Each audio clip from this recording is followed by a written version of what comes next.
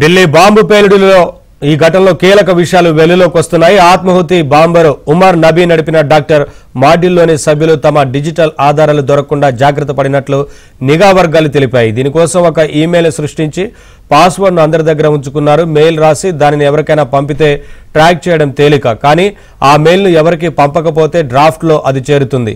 ఈ మాడ్యూల్లోని సభ్యులు తమ వద్ద ఉన్న పాస్వర్డ్తో మెయిల్ ఓపెన్ చేసి డ్రాఫ్ట్లో తమ కోసం ఉంచిన సందేశాన్ని చదువుకుంటారు.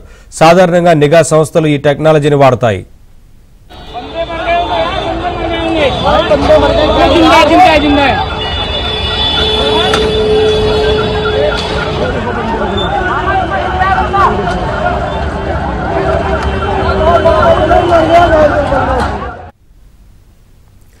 ఢిల్లీ పేలుడు నేపథ్యంలో పోలీసులతో పాటు దర్యాప్తు సంస్థలు హర్యానాలోని అల్ ఫలాహ్ యూనివర్సిటీపై దృష్టి సారించాయి. ఇప్పటికే 5గురిని అనుమానం మీద అదుపులోకి తీసుకోగా శుక్రవారం రాత్రి మరో 3గురిని హర్యానాలోని నుహ్ దౌజ్లో అదుపులోకి తీసుకున్నారు. వీరిలో అల్ ఫలాహ్ యూనివర్సిటీకి చెందిన మహమ్మద్ ముస్తాకిం అనే 2 వైద్యులు, లైసెన్స్ లేకుండా ఎరువుల వ్యాపారం చేస్తున్న దినేష్ అనే వ్యక్తి ఉన్నారు.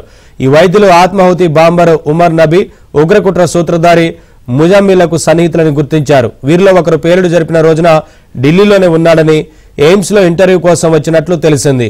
దినేష్ బాంబుల తయారీ కోసం ఎరువులు అమ్మాడా అనే కోణంలో దర్యాప్తు చేస్తున్నారు.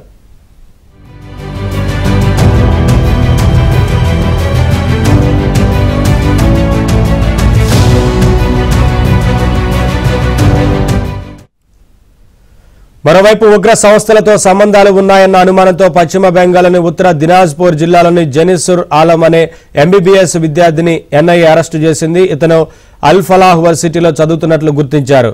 పంజాబ్లోని పఠాన్కోట్లో ఒక వైద్యుడిని దర్యాప్తు సంస్థలు అదుపులోకి తీసుకున్నాయి. ఇతడు గతంలో అల్ ఫలాహ్లో పనిచేశారు.